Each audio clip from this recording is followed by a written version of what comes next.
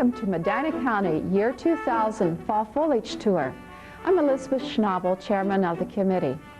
The agencies that are bringing you this year's tour are Medina County Park District, Medina County OSU Extension, and Medina County Soil and Water Conservation District. Helping us is a very fine committee of private citizens who have been helping us all year put together this tour.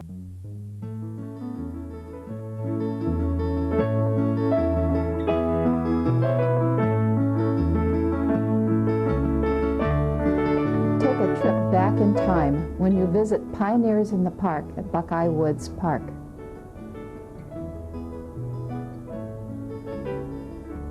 Observe historic lifestyles as you visit the camps of pioneers, buckskinners, and Native Americans.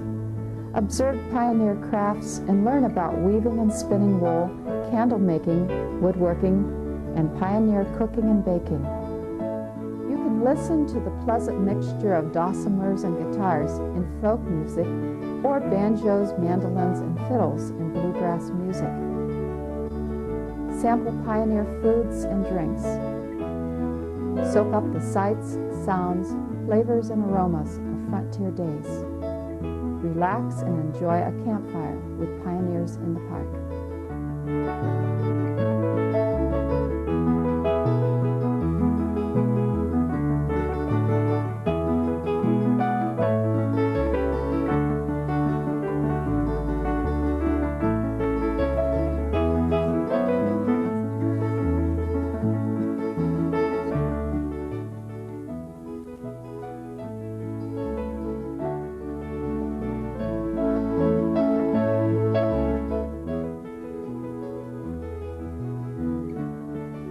Here at Lafayette Township's Fire and Rescue Department, Fall Foliage guests see the department's equipment, learn about Metro Life Flight Emergency Service, and the history about Lafayette Fire Department fire protection. Guests can enjoy the annual Buffalo Roast, serving buffalo burgers and roast dinners.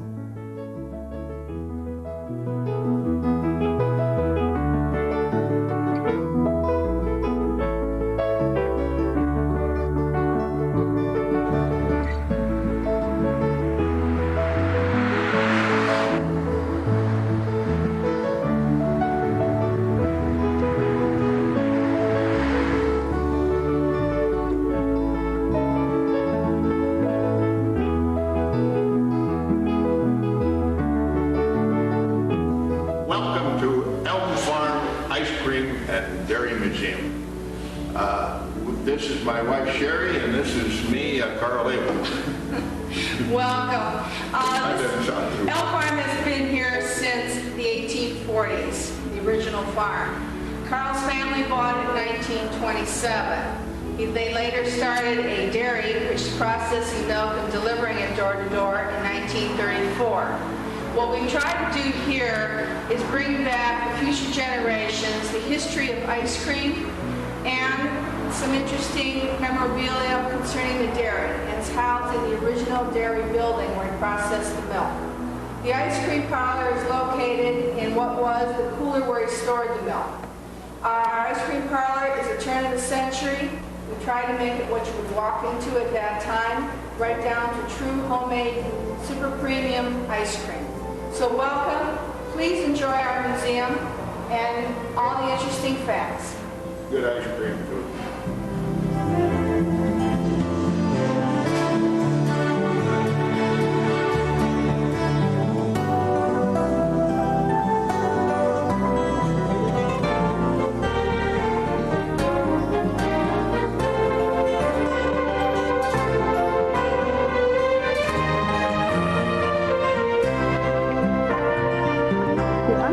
Raises ostriches, which are the largest bird alive in today's world.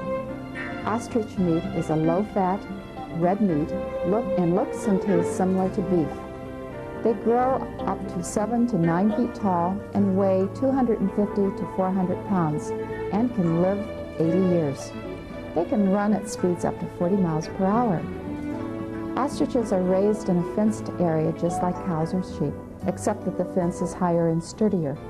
They eat alfalfa hay, corn, grass, and lettuce and fruit as a treat. They drink lots of water. They like cool, calm weather, and winter does not bother them. The male ostrich is black with white edge feathers and a red neck and legs. The females are grayish-brown.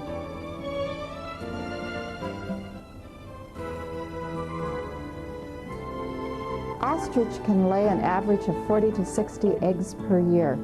The egg size is 3 to 5 pounds and 6 to 8 inches long, which equals 2.5 dozen chicken eggs. While visiting the Aungst farm, enjoy watching the drama of the different animals.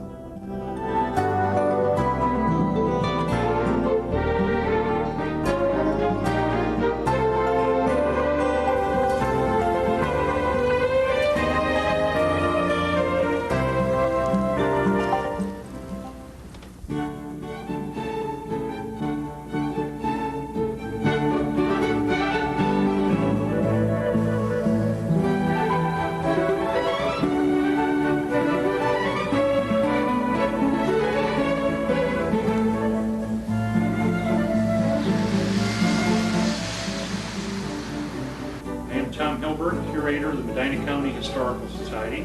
I want to welcome you this afternoon to the second day of the Fall Foliage Tour.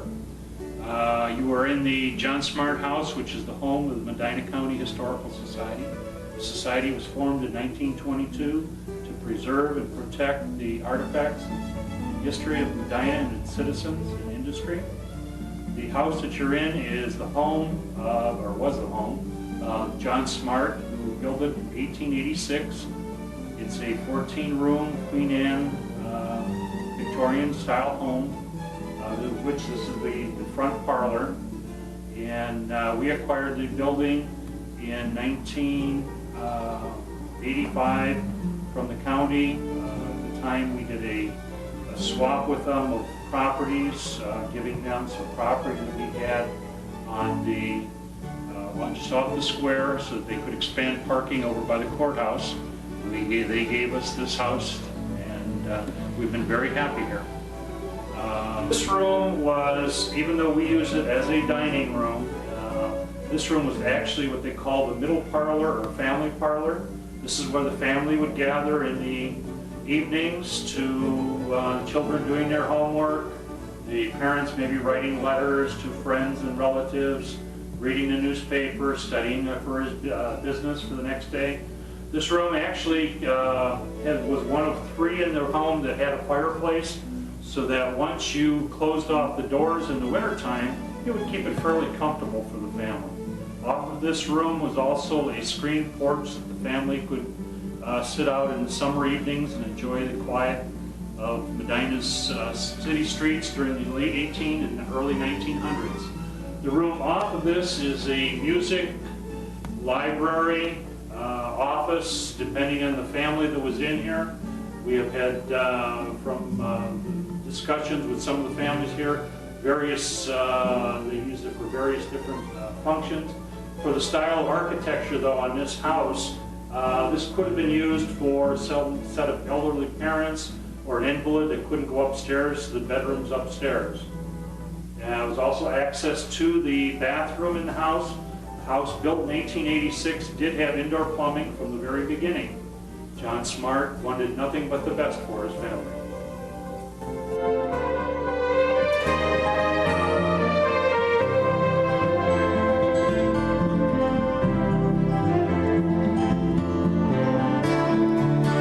Farms were originally started by Frank and Marilyn Ehrman, and now includes son Dave Ehrman and daughter Linda Beardsley.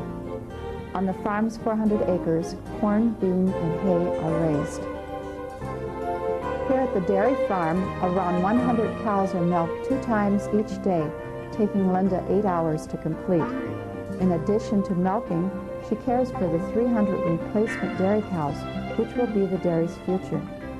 The orange necklace around the cow's neck is actually a computerized transponder, which signals for the correct portion of food for each individual cow.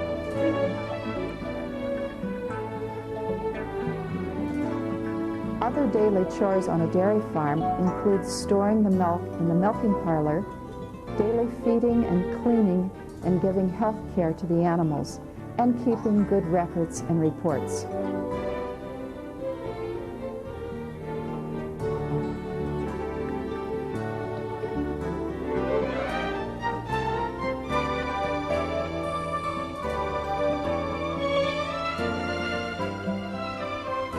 Besides raising dairy cows, Linda has a mixture of other animals at the farm. Barn cats help keep the pests down. Chickens lay eggs. Peafowl, ducks, and geese patrol the farmstead. The geese make a wonderful watchdog because they squawk a lot when visitors arrive.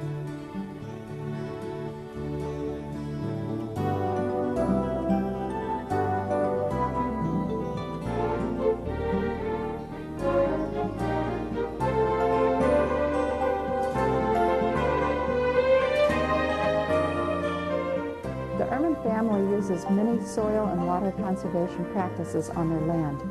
Visitors on the Fall Foliage Tour can see and learn about these methods as they follow the lettered maple leaves. Here is a grassed waterway which prevents soil erosion by slowing down rainwater runoff and absorbing extra nutrients from the grain fields. Another conservation practice is the farm pond. Ponds are constructed according to standards and reviewed by the Soil and Water Conservation District.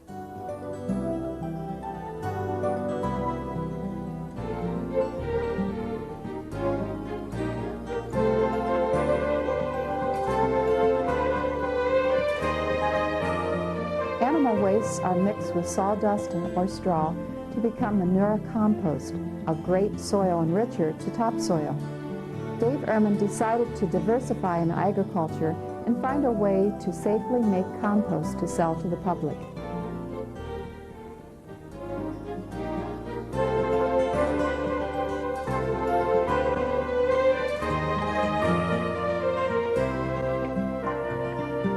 The Ehrman family at Fran Farm was honored as the Farm Family of the Year.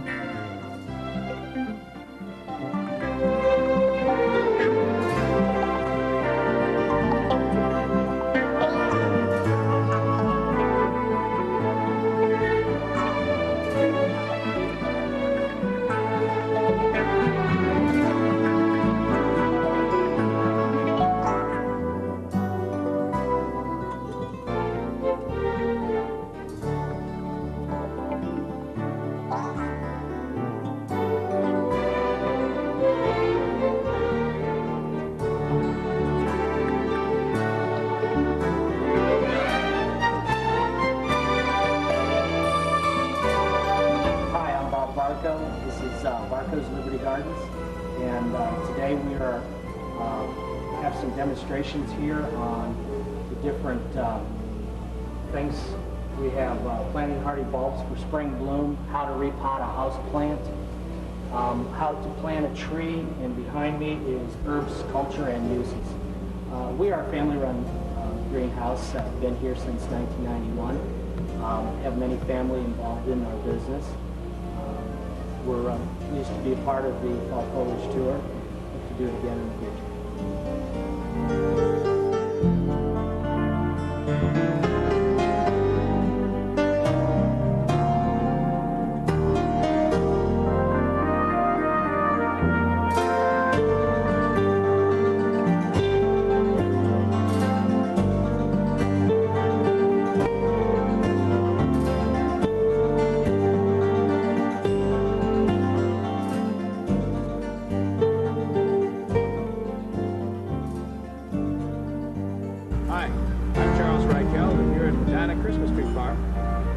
Me to take a look at the trimming that we do and the shearing we do on our trees. So I wanted to show you on a couple of trees what we do. Most of the time, on the trees that we work on, we're using for instance, Colorado blue spruce. A tree like this could be trimmed in the fall. We use a pair of shears pretty much like you use around your house. A pair of pruning shears like this. Pruning shears are used generally to take tops and cut specific pieces out. And then we'll come along and set a line with our regular head shears like this.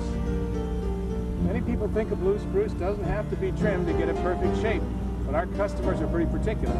So we work every year to reshape the trees. Now on a Scotch pine, like the one behind me, we use the same technique.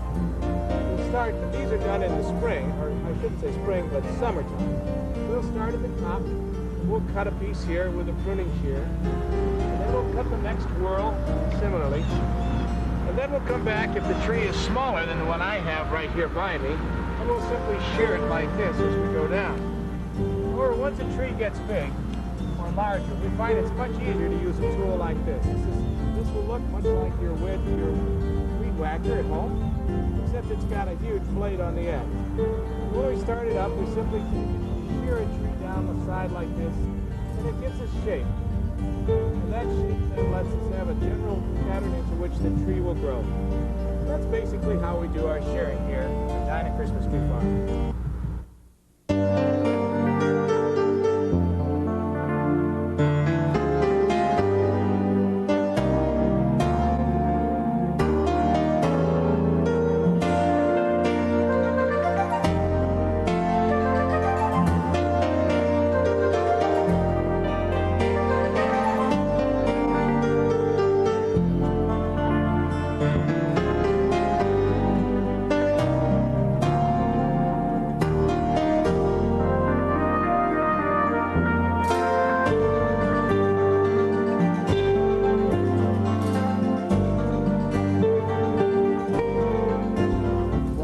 This is a garden for deerscaping, plants that deer choose not to eat if you're lucky.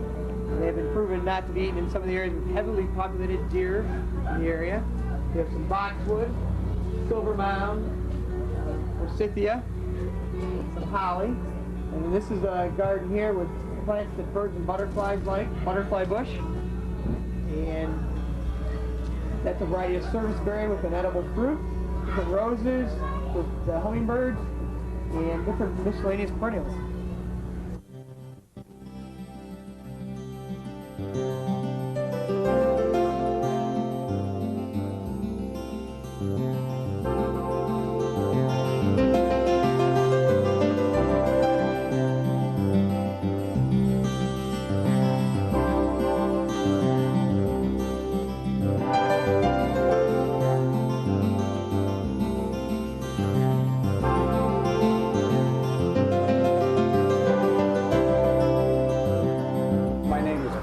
And I'm the Executive Director of the Medina Summit Land Conservancy. We're here today at the Fall Foliage Tour with our booth, hoping to provide some opportunities for Medina County and Summit County residents to sustain some of their heritage and the land on which they live. We help them meet their personal goals for conservation by doing conservation easements and land acquisitions, and we're glad to answer any questions or have any members at any time. Feel free to call us at the Conservancy office, 722-7313.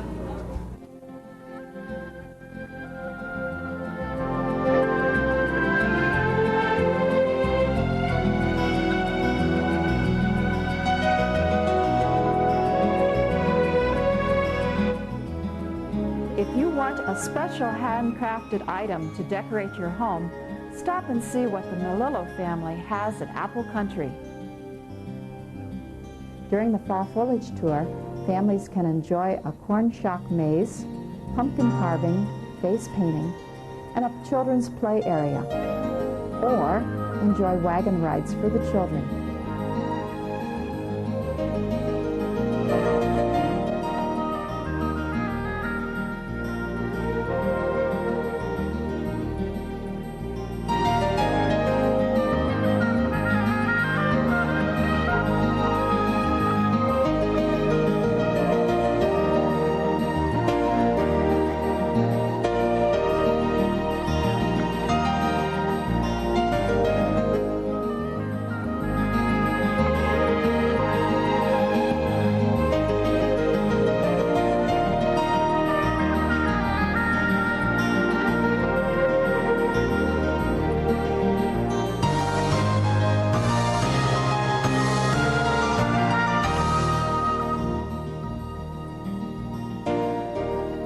Public Information Manager for Cleveland Metroparks. I work with the Ranger Department, and today here at the Ranger Stables we offered folks some information about horse training as well as personal safety.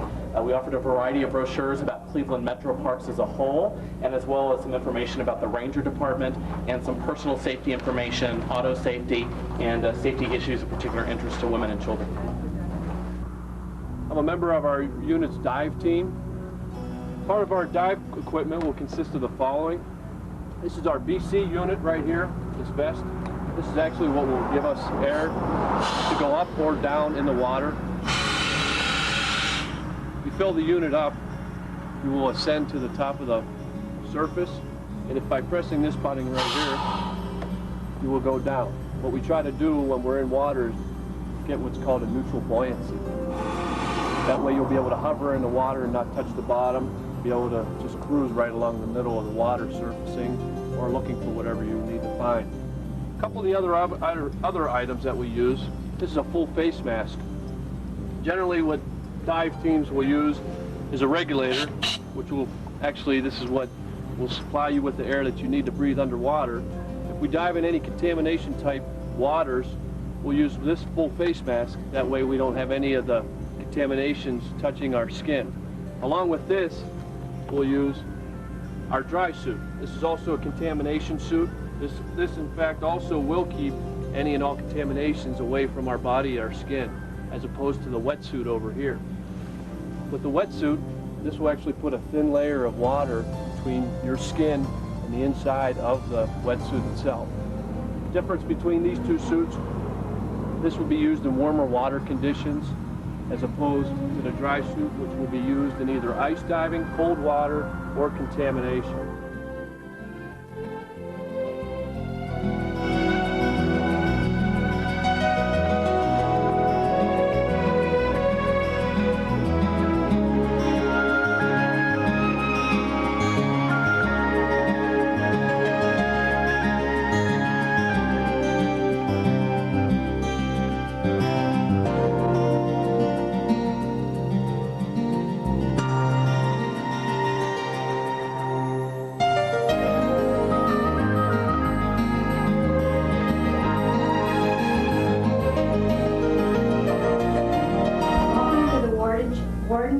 Homestead. The house was built in 1862. The Warden family lived here from 1835 until the last warden passed away in 1945. The Hinckley Historical Society has renovated the house for the past 10 years, and these are some of the things that we found as we renovated. This is a piece of canvas which we found on the kitchen floor, and the house is made of plaster and lath, and the plaster is put together with horsehair. This is a piece of canvas, and we also found square nails, and this is a piece of lath. Let's put it in the walls. The Warden family were farmers, and they kept their meat in crocks. They put a layer of meat, layer of salt, layer of meat, and also they kept their vegetables and their fruit in canning jars. This is the dining room of the Warden house. We have the children's table, and this is the parents' table.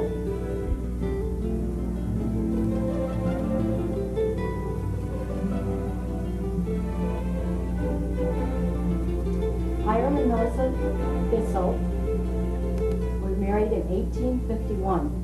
They had 4 children, Nettie, Frank, Cora, and Lynn. Lynn was his nickname. His real name was Floyd Lincoln. Nettie was the youngest daughter, and she stayed in this house all her life and took care of her parents. She was born the year the house was built, 1862, and she was the last warden to pass away in 1945. Nettie married Noble Stewart in 1944. Noble Stewart is the carver of the carvings, and he had 2 children, George and Selma, with his first wife. The stars on over here are people that we had correspondence with, told us about the family history. Several noble Stuart stone carvings can be seen at the home site.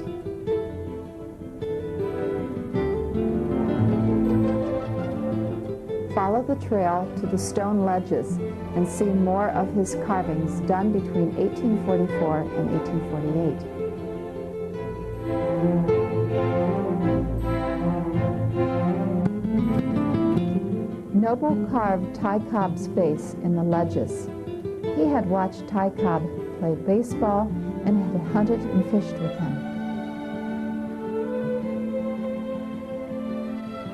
Nettie, the youngest daughter of Hiram Warden, married Noble Stuart in 1844. HMW 1851s stands for Hiram Mace Warden, and the date 1851 is the wedding date of Hiram and Melissa Warden. Here is a side view of Hiram Warden's face with cement creating a beard.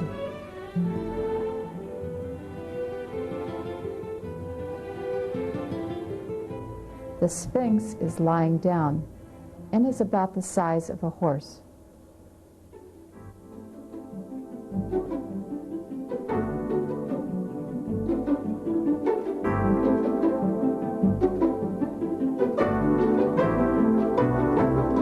The Bowmans have continued the four-generation tradition of Hillside Orchard and Farm Market, which started in 1948. In addition to fresh farm and garden produce and orchard products, Hillside has fresh baked goodies from the country kitchen. Peek into the kitchen and watch Judy make pies and donuts. Bowman's Orchard has 23 varieties of apples, which include Melrose, which is Ohio State's apple, Jonathan, Red Delicious, Yellow Delicious, Portland, and one old McIntosh tree, which is 68 years old. Wagon rides take you through the orchard where apple trees are pruned during January through April and kept healthy with fertilizer and insect sprays.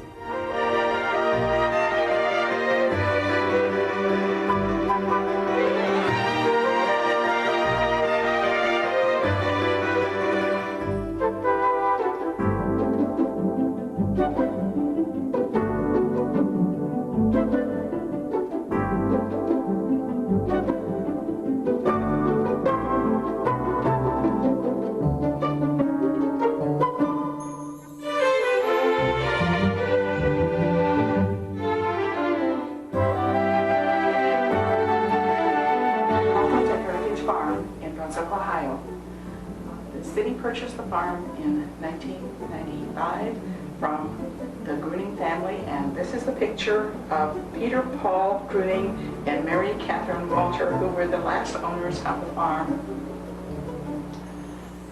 Next we have a radio that was donated to the Historical Society. It is from the 1920s. Then there is a hand-carved mahogany settee that has velvet cover all over. That's from 1880s.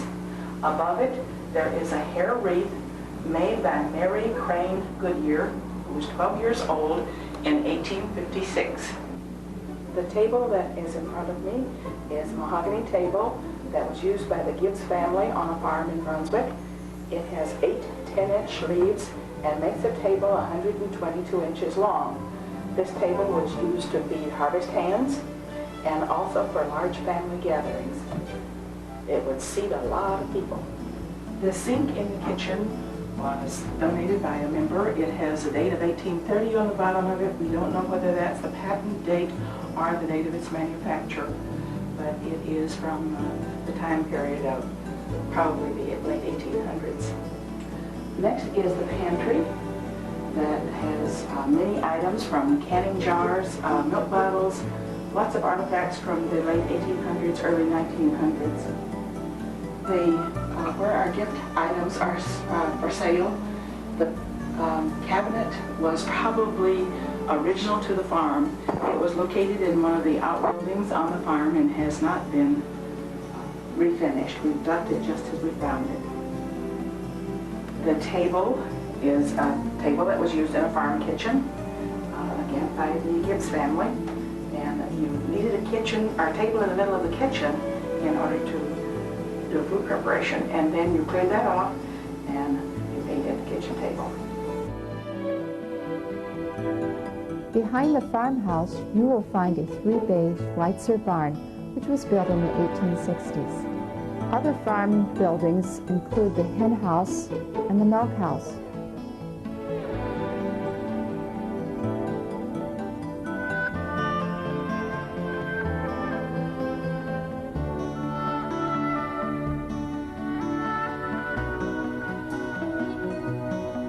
You will also see a variety of sheds, the granary, and a corn crib.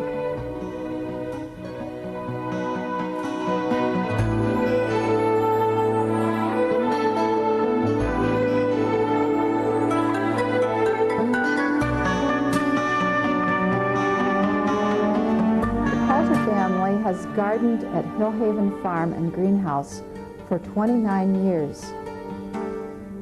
12 years ago, they diversified their business to include water gardens and raise hundreds of aquatic plants. The aquatic plants have mostly Native American origin, but some come from far distance lands like South Africa, like the water hyacinth and water lettuce.